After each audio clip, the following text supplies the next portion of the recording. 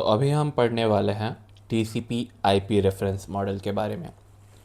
TCP IP reference model एक 4 layer and sometimes 5 layer का practical networking model है जो कि फाउंडेशन है इंटरनेट का। ओके, अनलाइक OSI, इसको डेवलप किया गया था एक्चुअल प्रोटोकॉल्स के लिए। क्या मतलब है इसका? बेसिकली इसका मतलब है कि जो TCP IP रेफरेंस मॉडल है, इसका डेवलपमेंट तब हुआ जब ऑलरेडी कुछ प्रोटोकॉल्स एग्जिस्ट करते थे और तब इसको डार्पा ने बनाया था। OSI को तब बनाया गया था जब एक्चुअली इंटरनेट का कोई इंटरनेट के प्रोटोकॉल्स एग्जिस्ट नहीं करते थे और OSI को as a theoretical model implement किया गया था। वो एक रेफरेंस मॉडल की तरह यूज़ किया जा सकता है, प्रैक्टिकली अप्लाई नहीं किया जा सकता। एंड TCP/IP एक प्रैक्टिकल मॉडल है जिसको हम रियल लाइफ रियल टाइम पे अप्लाई कर सकते हैं। ओके, सो आगे पढ़ते हैं। सो TCP/IP मॉडल में टोटल 4 लेयर होते हैं और इसके जो 4 लेयर होते हैं वो OSI लेयर से ठीक करस्पॉन्ड करते हैं। जैसे कि TCP/IP का एप्लीकेशन लेयर जो है वो OSI लेयर के लेयर 7, लेयर 6 और लेयर 5 कौन से एप्लीकेशन वेट एप्लीकेशन, प्रेजेंटेशन और सेशन का अगर एक साथ जोड़ा जाए तो TCP/IP लेयर का एप्लीकेशन बनता है। फिर आता है TCP/IP लेयर का ट्रांसपोर्टेशन। TCP/IP लेयर का ट्रांसपोर्ट बटन या फिर ट्रांसपोर्ट लेयर OSI लेयर के लेयर 4 के इक्विवेलेंट है, किसके? ट्रांसपोर्ट लेयर के। अगला है TCP/IP का इंटरनेट नेटवर्क लेयर। वो OSI लेयर के लेयर 3 के करस्पॉन्ड करता है जो कि है नेटवर्क लेयर। फिर आखिर में आता है TCP/IP का नेटवर्क एक्सेस लेयर जो OSI के लेयर 2 और लेयर 1 बेसिकली डेटा लिंक और फिजिकल का एमलगमेशन है, कॉम्बिनेशन है। तो एक एक एक करके पढ़ते हैं। TCP/IP लेयर का लेयर 1 या फिर सबसे टॉप लेयर एप्लीकेशन लेयर जो कि OSI लेयर के लेयर 7, 6 और 5 का करस्पॉन्ड करता है, उसका फंक्शन रहता है यूज़र लेवल प्रोटोकॉल जैसे कि HTTP, FTP, SMTP और DNS। TCP/IP लेयर का ट्रांसपोर्ट लेयर जो कि OSI के लेयर 4 से करस्पॉन्ड करता है, उसका फंक्शन रहता है प्रोसेस टू प्रोसेस डिलीवरी जैसे कि TCP, UDP and so on. TCP/IP layer का इंटरनेट या नेटवर्क लेयर जो कि करस्पॉन्ड करता है OSI के लेयर 3 से, उसके फंक्शन होते हैं routing, logical addressing, IP, ICMP, ARP। और TCP/IP का आखिरी लेयर नेटवर्क एक्सेस लेयर जो कि करस्पॉन्ड करता है OSI के लेयर 2 और लेयर 1 के, उसका फंक्शन है फिजिकल ट्रांसमिशन और डेटा लिंक जैसे कि ईथरनेट, वाईफाई। ओके, ये वाला क्वेश्चन आपके एग्जाम में आ सकता है, OSI और TCP/IP के की डिफरेंसेस। अगर OSI और TCP/IP के की डिफरेंसेस देखा जाए तो पहला हो गया, OSI के टोटल 7 लेयर होते हैं, TCP/IP के 4, जनरली 4 और समटाइम्स 5 लेयर होते हैं। OSI के डेवलपमेंट ISO ने किया था और TCP/IP का डेवलपमेंट डार्पा ने किया था। OSI एक थ्योरेटिकल मॉडल है, TCP/IP एक प्रैक्टिकल इंटरनेट बेस्ड मॉडल है। रिलायबिलिटी में OSI जो है वो काफ़ी ज़्यादा डिफाइंड है बट उसको एनफोर्स नहीं किया जा सकता, और TCP/IP काफ़ी ज़्यादा रिलायबल है फॉर ट्रांसपोर्ट। यूजेज में आ जाता है TCP/IP जो है वो टीचिंग या रेफरेंस मॉडल की तरह यूज़ किया जाता है। OSI जो है वो टीचिंग या रेफरेंस मॉडल की तरह यूज़ किया जाता है। TCP/IP एक रियल इंटरनेट इम्प्लीमेंटेशन के लिए यूज़ किया जाता है। और प्रोटोकॉल इंडिपेंडेंस में देखा जाए तो OSI जो है वो एक प्रोटोकॉल इंडिपेंडेंट मॉडल है और TCP/IP को IP सूट के अराउंड बिल्ड किया गया था। ओके, तो इसी के साथ हमने TCP/IP के सारे टॉपिक्स कवर कर लिए। अगला टॉपिक है वायरलेस वर्सेस वायर्ड नेटवर्क्स। अगर मैं पूछूं आपसे वायरलेस और वायर्ड नेटवर्क्स के बीच के डिफरेंसेस, तो क्या आप क्या क्या बता सकते हैं?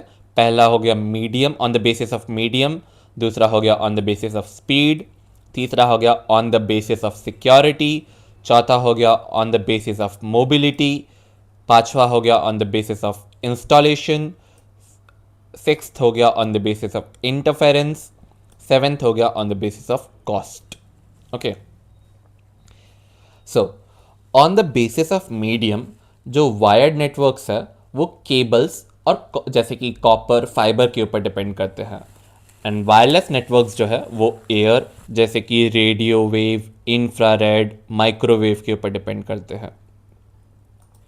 On the basis of speed, wired networks जो होते हैं उनका स्पीड ज़्यादा हाई होता है, अप टू 100 Gbps।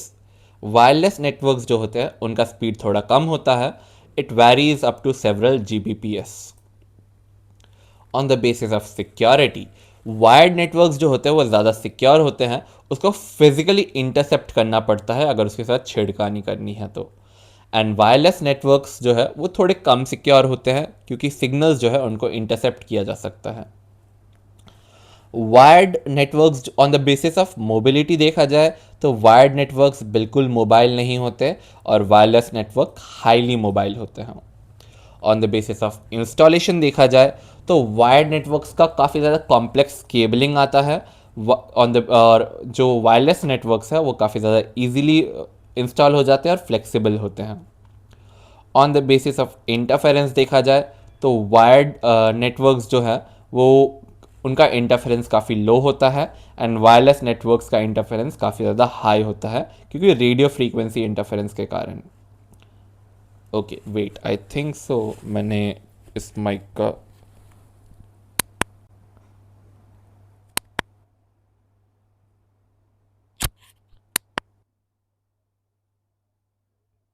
ओके अब आपको कम इश्यू आना चाहिए। ओके, सो हाँ, on the basis of cost देखा जाए तो वायर्ड नेटवर्क्स का हायर इंस्टॉलेशन कॉस्ट होता है, वायरलेस नेटवर्क का डिवाइस कॉस्ट हाई होता है बट इंस्टॉलेशन कॉस्ट काफ़ी ज़्यादा सस्ता पड़ता है। अगला टॉपिक है फिजिकल लेयर, जिसमें हम डेटा, सिग्नल और ट्रांसमिशन के बारे में पढ़ेंगे।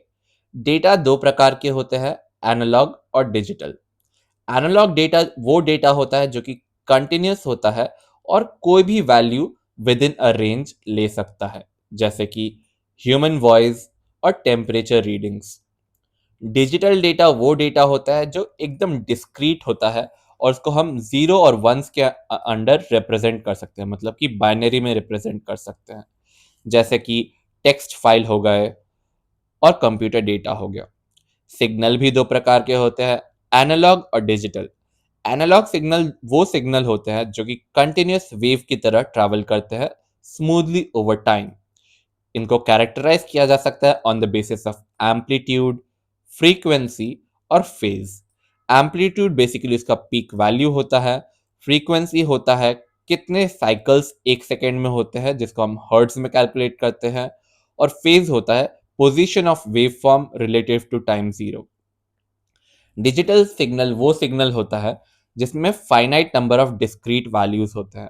इसके यूजुअली दो लेवल्स होते हैं, जो कि हो गया 0 वोल्ट और +5 वोल्ट। 0 वोल्ट बेसिकली लो को रिप्रेजेंट करता है एंड +5 वोल्ट हाई को रिप्रेजेंट करता है। और ये जो डिजिटल सिग्नल्स होते हैं उनको स्क्वायर वेव्स के रूप में रिप्रेजेंट किया जा सकता है।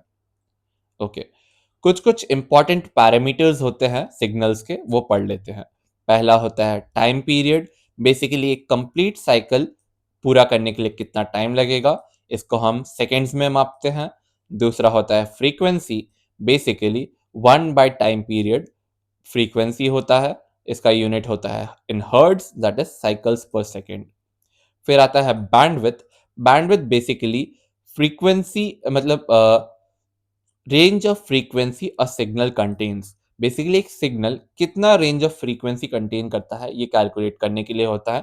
इसका फॉर्मूला होता है maximum frequency minus minimum frequency and इसका यूनिट होता है हर्ट्ज में।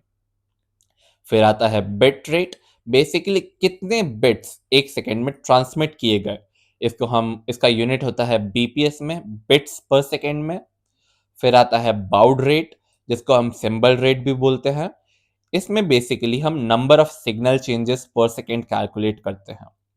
और बिट रेट का जो फॉर्मूला होता है वो baud rate times log base two L होता है, जिसमें L number of signal levels होता है और बाइनरी के लिए जो बॉड रेट होता है और बिट रेट होता है वो इक्वल होता है। ओके, क्योंकि नंबर ऑफ लेवल्स में बाइनरी में तो 2 आ जाएगा, तो लॉग बेस 2 2 इक्वल्स 1, तो हमें मिलेगा baud bit rate equals baud rate.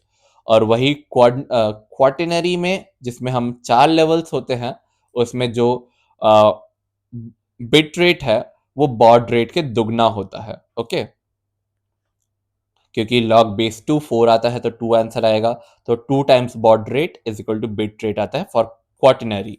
याद रखना ये दो वैल्यूज। ओके, आखिर में आता है wavelength. Wavelength basically lambda equals velocity पर फ्रीक्वेंसी होता है, where velocity represents propagation speed of the signal. Okay, I hope that is clear.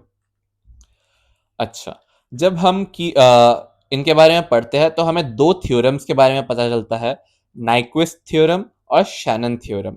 Nyquist theorem जो है वो नॉइजलेस चैनल के लिए होता है और शैनन थ्योरम वो नॉइजी चैनल के लिए होता है। बेसिकली नाइक्विस्ट थ्योरम जो है वो हमें मैक्सिमम डेटा रेट देता है फॉर अ नॉइजलेस चैनल। इसका फॉर्मूला होता है max bit rate equals 2 times B times log base two L.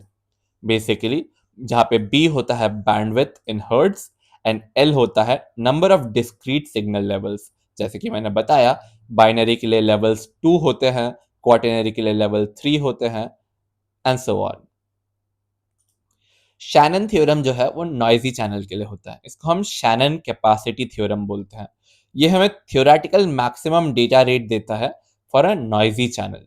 इसका फॉर्मूला होता है channel capacity equals B times log base two 1 plus signal to noise ratio, जहाँ पे बी होता है bandwidth in hertz, signal to noise ratio dimensionless होता है। SNR in decibels को कैलकुलेट करने के लिए हमें ये फॉर्मूला यूज करना पड़ता है, जो कि है 10 times log base 10 signal to noise ratio. Okay, फिर आखिर में आता है ट्रांसमिशन, एनालॉग ट्रांसमिशन और डेटा ट्रांसमिशन। एनालॉग ट्रांसमिशन में हम एनालॉग सिग्नल्स को ट्रांसमिट करते हैं। इसमें हम एम्पलीफायर्स का इस्तेमाल करता है ताकि हम सिग्नल्स को बूस्ट कर सके। बट जनरली जब हम एम्पलीफायर्स का इस्तेमाल करते हैं तो नॉइज भी एम्पलीफाई हो जाता है, जिसके कारण analog transmission is not preferred for long distances. Whereas digital transmission में हम डिजिटल सिग्नल्स ट्रांसमिट करते हैं। इसमें हम रिपीटर्स का इस्तेमाल करते हैं, जिसमें सिग्नल्स रीजनरेट होते हैं और ओवर द लॉन्ग डिस्टेंस ये नॉइज को रिमूव टोटली कर देता है। इसलिए ये ज्यादा रिलायबल होता है for long distance transmission. Okay, फिर आता है line coding techniques digital to digital.